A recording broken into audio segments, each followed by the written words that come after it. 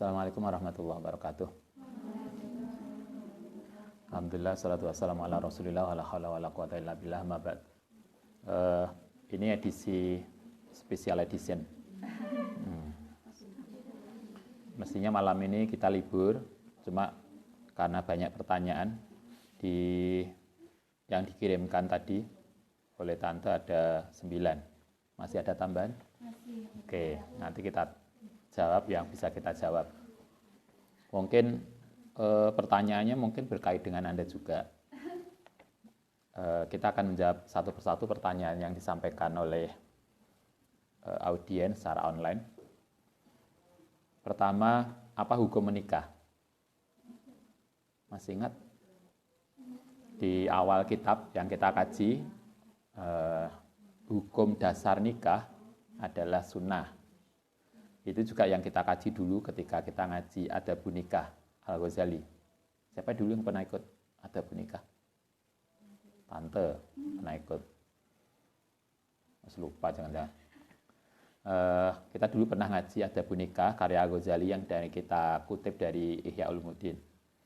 Hukum dasar nikah, hukum dasar ya, itu sunnah. Nabi juga mengatakan dalam hadisnya, an-nikahu sunnati. Nikah itu sunnah. Tapi kemudian hukum nikah itu bisa berubah, bisa menjadi wajib, bisa menjadi makruh, bisa menjadi haram. Sangat terkait dengan konteksnya. Kalau nikah kemudian seseorang sudah mampu nikah, perempuan Anda sudah balik ya, sudah dewasa, sudah siap nikah. Kalau nggak segera nikah, pusing. Maka nikah menjadi wajib. Laki-laki yang sudah punya pekerjaan, yang mapan, sudah punya bekal nikah, apalagi kemudian kalau nggak segera nikah, kemudian dikhawatirkan terjadi sesuatu yang nggak baik, maka nikah bagi dia menjadi wajib. Tapi nikah juga bisa menjadi haram kalau niatnya tidak baik. Misalnya seseorang nikahi seorang gadis dengan tujuan ingin menyakiti hatinya. Ada toh sinetron. Nikah dengan niat dia udah dendam. Pokoknya saya akan nikahi dia nanti punya motivasi yang nggak baik, yang tujuannya merusak. Maka pernikahan itu menjadi haram. Itu hukum nikah. Itu satu. Yang kedua, pertanyaannya adalah lebih baik mana? Kita itu dijodohkan orang tua atau cari jodoh sendiri? Menurut Anda?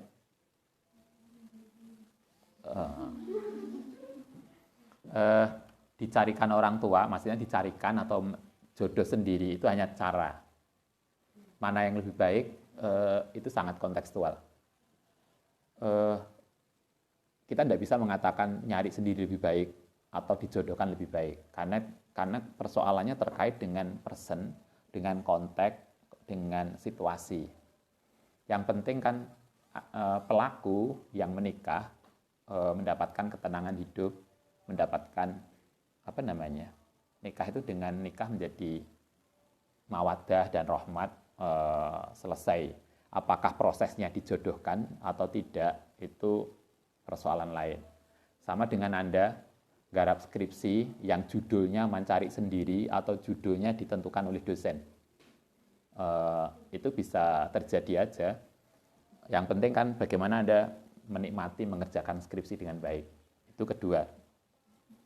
Kemudian yang ketiga, bagaimana kalau calon suaminya lebih muda?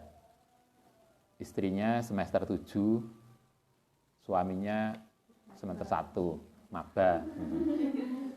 Oke, maba ngikuti pendapatnya itu. Boleh nggak kalau suaminya lebih muda? Ya boleh aja. Kan nggak ada problem. Kanjeng Nabi itu umur berapa nikah?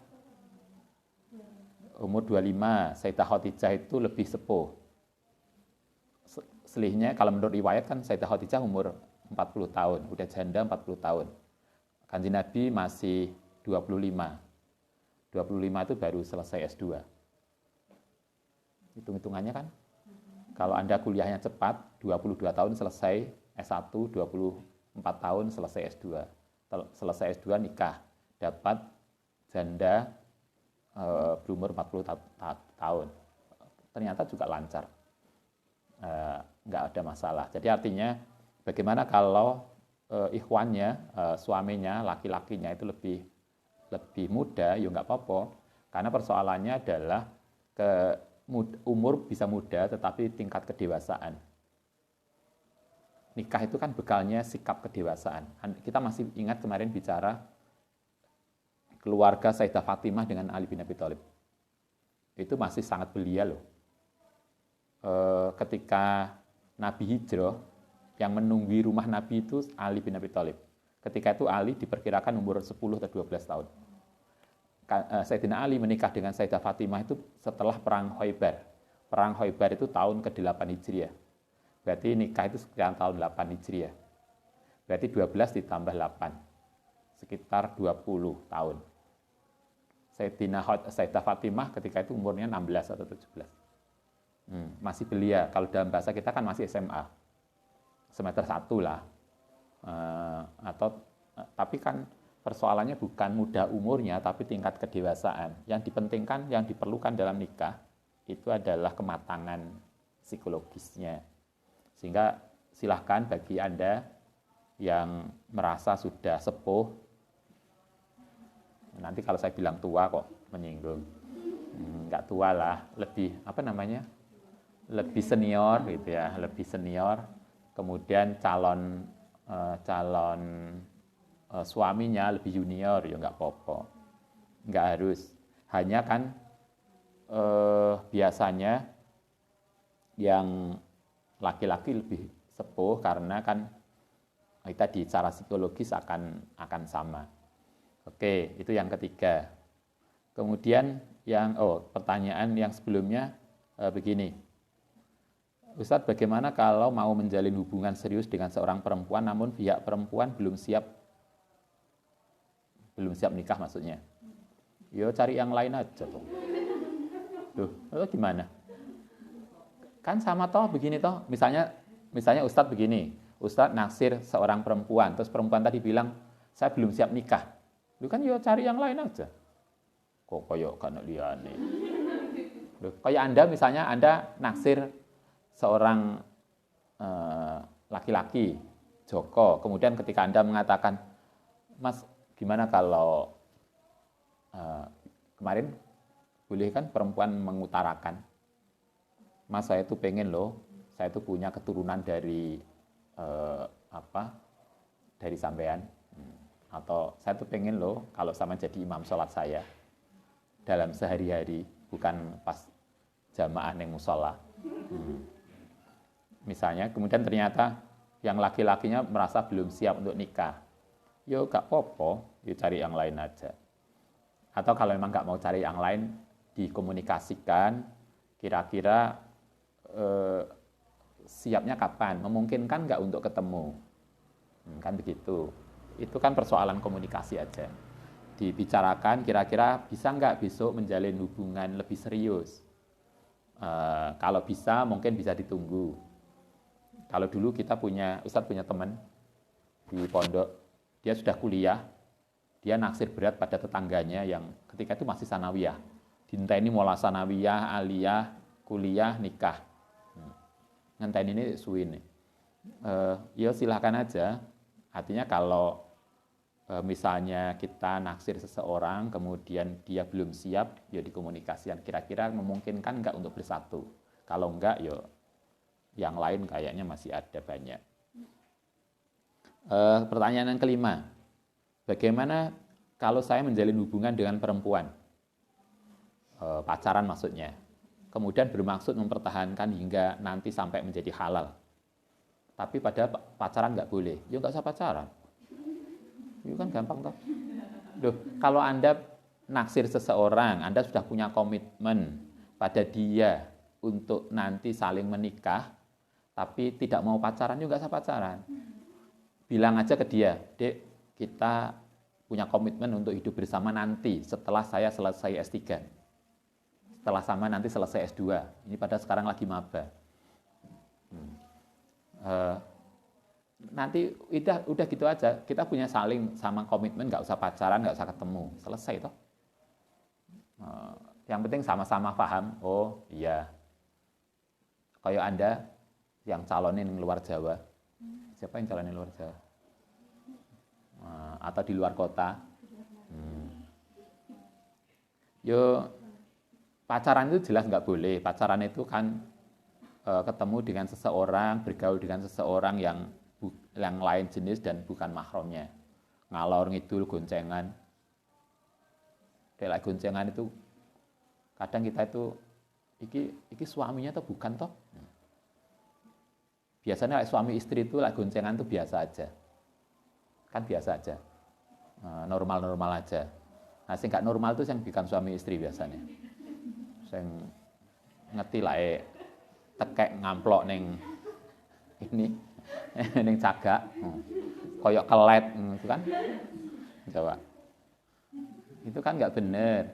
Coba Anda bayangkan. Kalau Anda jadi perempuan yang memeluk dia, yang Anda peluk itu siapa? Itu bukan suami Anda. Itu kan? Kemudian Anda yang laki-laki, kalau Anda dipeluk, siapa yang memeluk Anda? Itu bukan istri Anda. Anda bayangkan kalau kemudian karena sesuatu kemudian nggak jadi nikah. Maka kemudian kan jadi mustakmal. Kan mustakmal. Karena Anda pernah dipeluk orang, Anda pernah memeluk orang. Dulu ada seorang teman, dia pacaran, istrinya itu pernah hubungan dekat dengan seseorang, tapi tidak pacaran. Kemudian putus dengan itu, dia nikah. Kata suaminya kebetulan dekat dengan di pondok. Dia cerita gini, Cak, saya tadi mimpi calon istrinya itu kesini. Begitu kesini, terus masuk ke kamar lain di pondok itu, tak tututi, maksudnya dikejar masuk kamar itu. Ternyata yang tersisa, saya tidak menemukan dia. Yang saya temukan hanya bajunya. Artinya itu sebetulnya isyarat betapa bahwa orang yang dinikahi sesungguhnya dia masih belum move on. Coba kalau Anda misalnya nikah dengan orang yang pikirannya masih dengan orang lain. Gitu kan? Cobalah. Ngimpi ketemu hanya bajunya saja. Karena itulah yang sering Ustaz sampaikan nggak perlu pacaran. Kalau emang udah siap nikah, nanti ta'aruf oke, silakan ke rumah bilang ke abah. Mari toh. Pacaran entek akeh wis dadi ojek online. Kemudian nggak ada. Menurut saya begitu. Jadi nggak usah pacaran kalau emang masih lama. Silahkan aja membicarakan komitmen bersama, tidak perlu saling ketemu. Karena itu bukan komunikasi yang baik.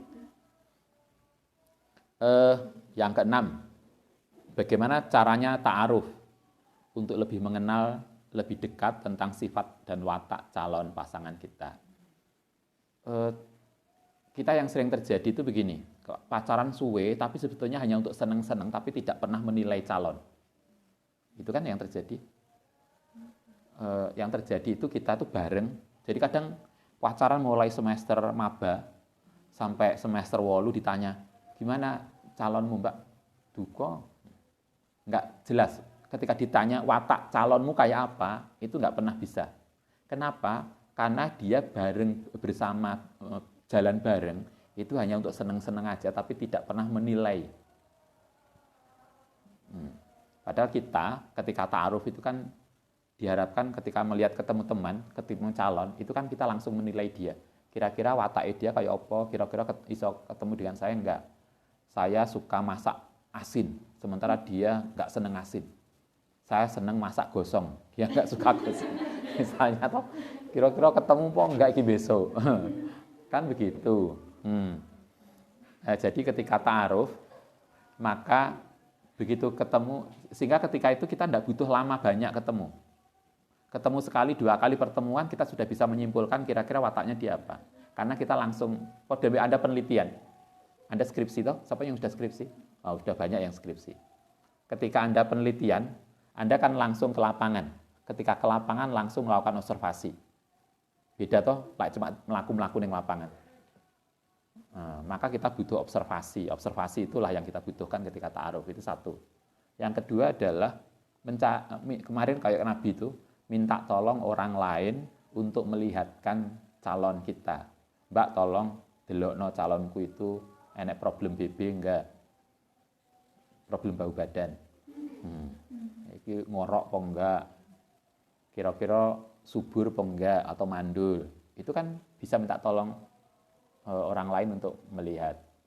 Kalau Anda punya calon lanang, golekno koncone atau teman Anda yang laki-laki, tolong lihatkan dia. Saya kira kalau kita sama-sama dewasa, kita paham. Dan itu nggak main-main. Ini persoalannya untuk menikah. Jadi teman kita benar-benar untuk mengobservasi dia. Oke, itu keenam. Ketujuh, Ustadz, bagaimana kalau saya mencintai seseorang, tapi di sisi yang lain ada orang lain ngejak ta'aruf? Wah, ini lagi laris.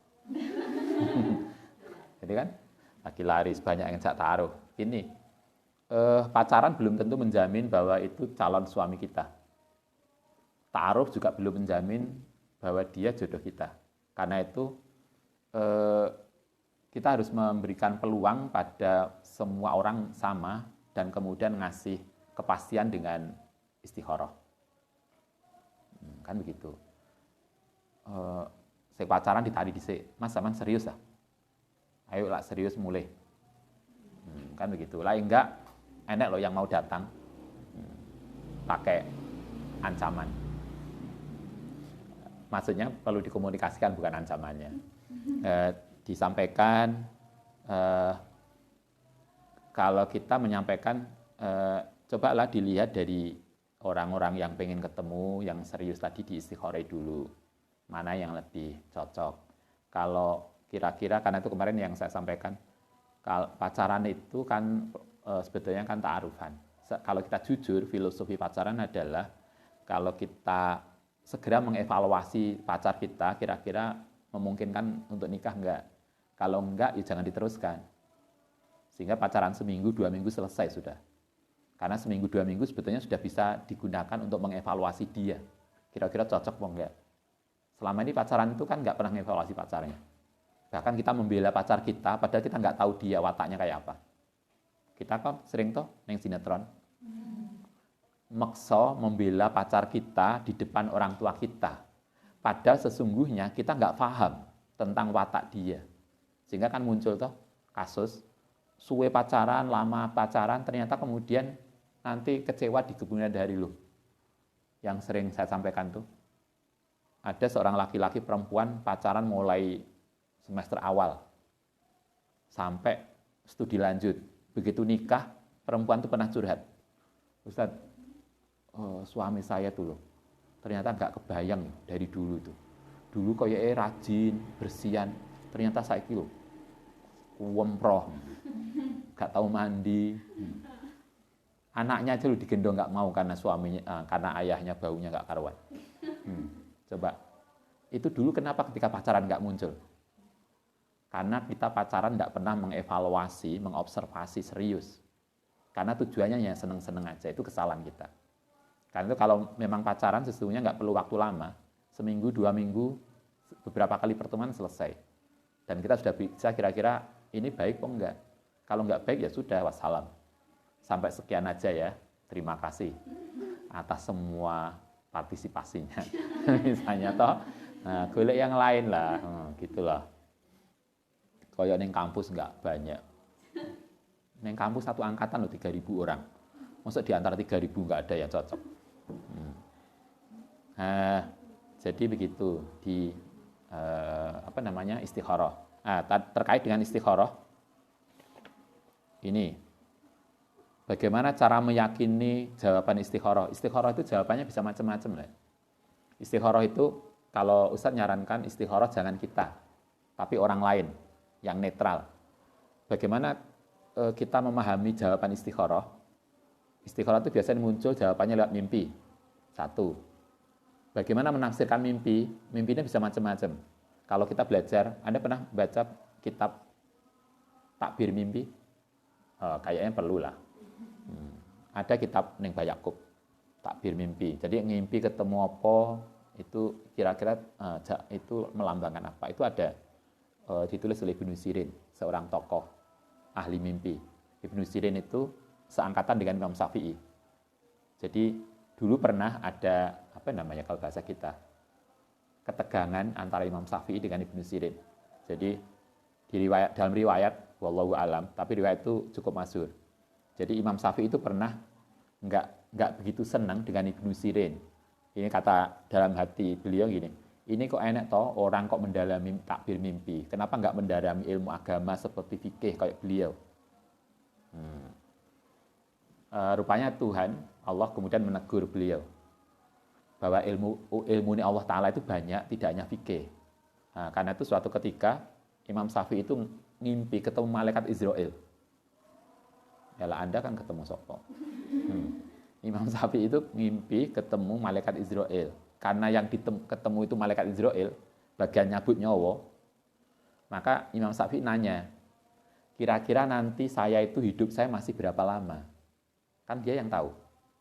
Kan dia bagian eksekutor. Kan nanya toh, saya nanti masih lama ya hidup saya itu masih berapa? Alhamdulillah di dalam mimpi itu ketika Israel ditanya kematian saya kapan, hidup saya berapa lama, malaikat Israel itu begini, memberikan apa namanya isyarat 5 jari, ya rasa pusing. Iki 5 itu maksudnya apa? 5 dino, apa 5 bulan, apa 5 tahun, apa 5 apa? Kok ngene tok? Israel nggak ngomong, Israel nggak ngucap apapun, cuma dia yang mengatakan gini, malaikat Imam Syafi'i akhirnya kan pening, galau karena jawaban itu. Mau nggak mau kemudian beliau nemui Ibnu Sirin untuk nanya, tabir mimpi ku apa maksudnya? Akhirnya dijawab oleh Ibnu Sirin, gini tadi maksudnya bukan kok umure jenengan tinggal 5, enggak. Itu maksudnya adalah bahwa malaikat Israel itu tidak tahu tentang 5 persoalan. Salah satunya kapan sampean mati, aku juga karo. Karena ketika mencabut itu kan perintah dari Allah. Jadi saya juga nggak tahu kapan sampean mati. Salah satu mati itu rahasia Tuhan. Bagian eksekutor aja juga nggak tahu. Ada 5 yang malaikat Israel nggak tahu. Salah satunya adalah kematian. Itu ada kitabnya, tabir mimpi. Itu satu bisa lihat mimpi. Atau yang nggak punya kitabnya takok wong sepuh. Tapi tidak semua orang sepuh sama sepuh Mbak. Tak takoni enggak, maksudnya orang yang ngerti soal itu. Itu satu jawaban istikharah bisa lihat mimpi. Kayak dulu ada santri oleh yai dijodohkan dengan santri putri di pondok. Oleh yai dibilang, "Le, di istikharah ya." Asalnya dia tidak mau istikharah, pukul pun mantep di istikharah.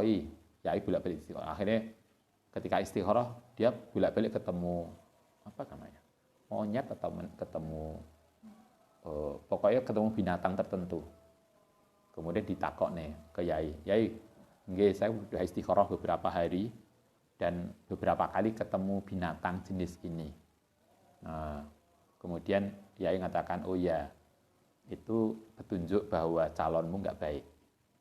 Akhirnya nyesel banget. Kenapa kok istikharah? Kenapa nggak langsung nikah aja? Nggak, tapi itu artinya jawaban di istikharah bisa lewat mimpi. Satu. Yang kedua kadang juga lewat kondisi-kondisi tertentu yang mendukung tentang sesuatu. Kayak misalnya kalau Ustaz dulu ketika ngelamar seseorang, perjalanan ke situ, ke rumah dia, itu udah penuh halangan. Sing kendaraannya patah AC, sing macam-macam ada. Tapi ketika itu kan kita mikirnya, oh ini ujian cinta.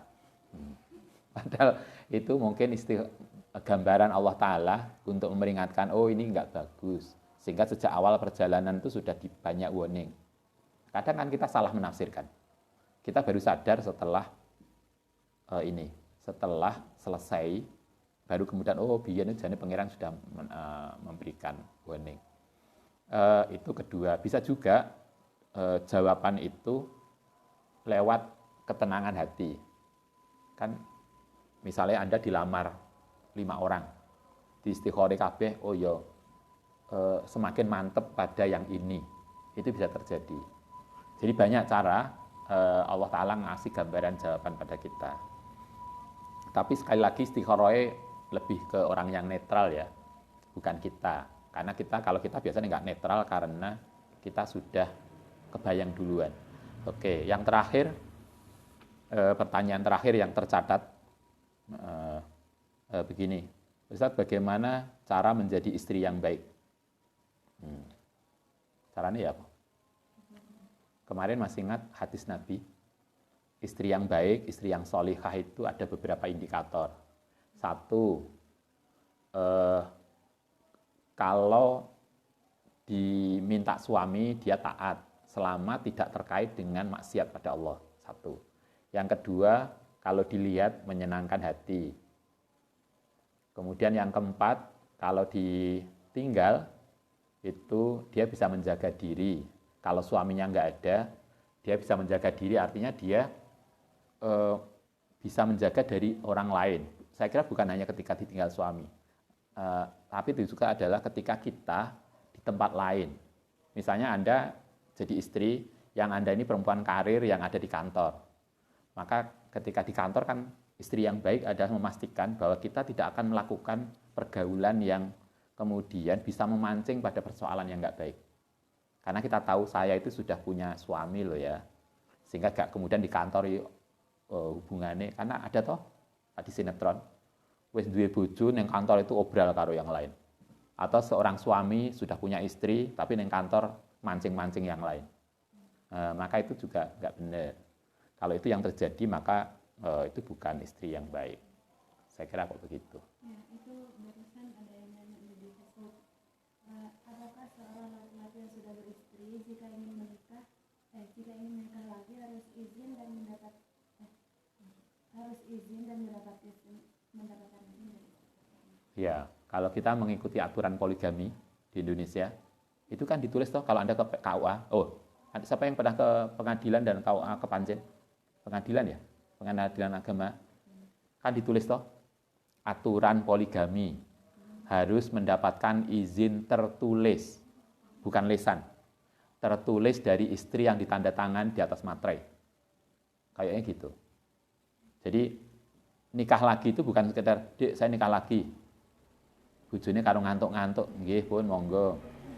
Enggak, tapi tertulis, izin tertulis dan itu ditandatangani di atas materai. Jadi menikah lagi itu tidak persoalannya iya atau tidak, tapi juga istri harus tahu bahwa suaminya nikah lagi dan dia sadar dengan itu. Itu aturannya begitu. Jika sudah menikah, mereka kan jadi mahramnya. Kalau misalkan kita punya itu kan Iya. Enggak batal. Kalau misalkan kita di rumah mertua tidak pakai kerudung itu mertua kita, mahram kita. Maka ketika kita wudhu, kita nggak batal.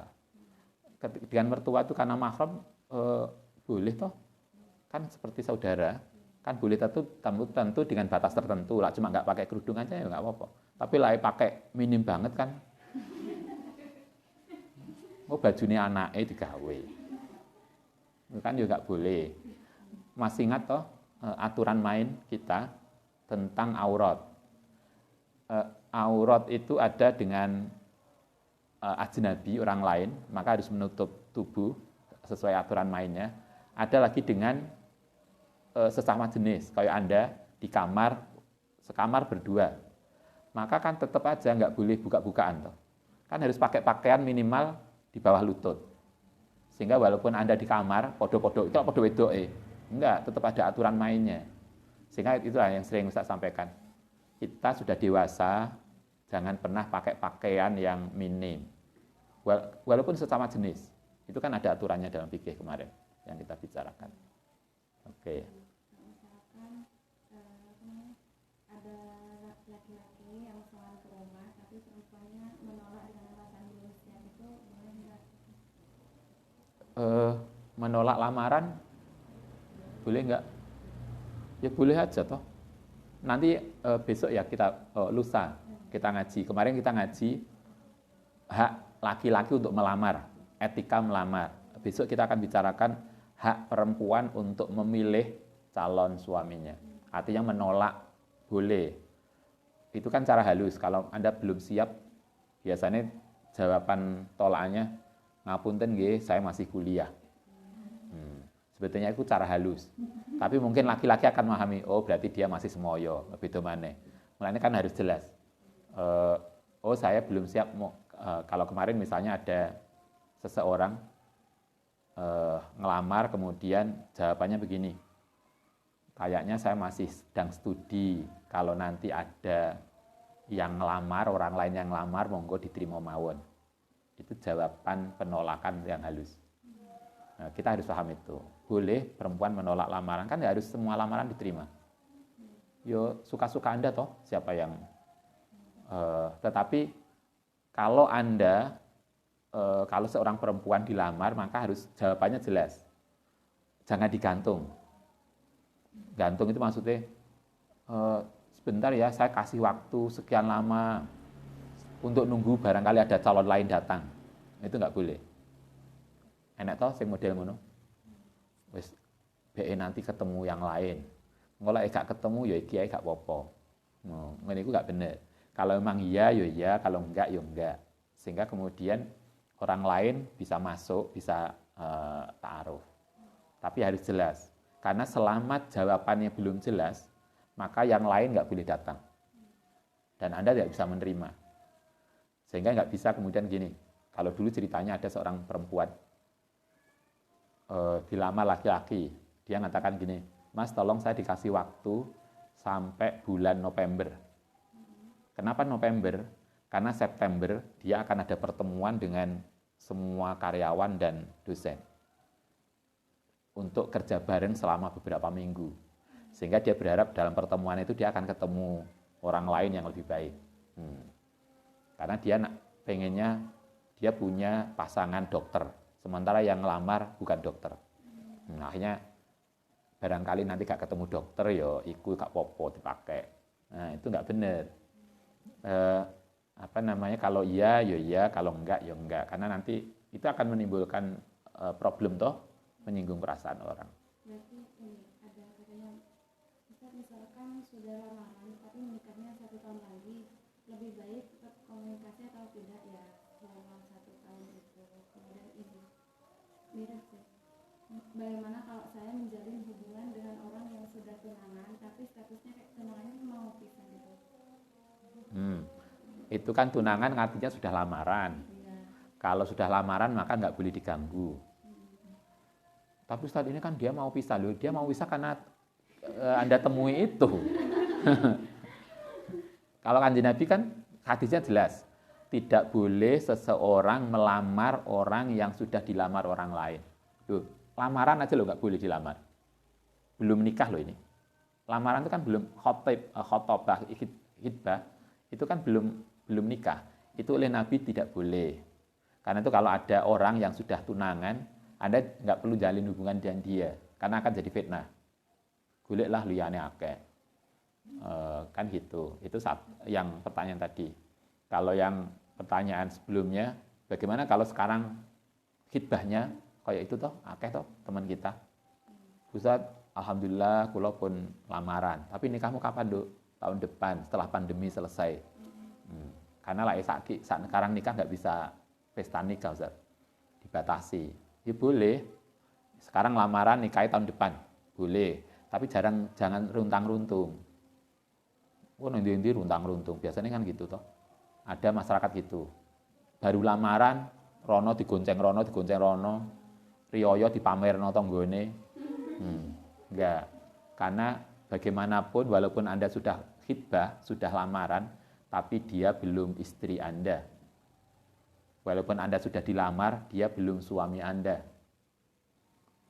Hanya komitmen aja bahwa nanti Anda akan menikah dengan dia. Udah selesai toh. Kalau kita saling percaya aja dan saling menjaga hati agar tidak terganggu yang lain. Oke, saya kira begitu. Udah? Oh, besok aja lah kalau gitu. Ya, nanti yang pertanyaan yang lain yang belum dijawab pada sistem reguler. bukan special edition. Oke, semoga terima kasih untuk yang bertanya. Semoga ini bisa memberikan wawasan yang lain. Semoga manfaat dan barokah. Al-Fatihah.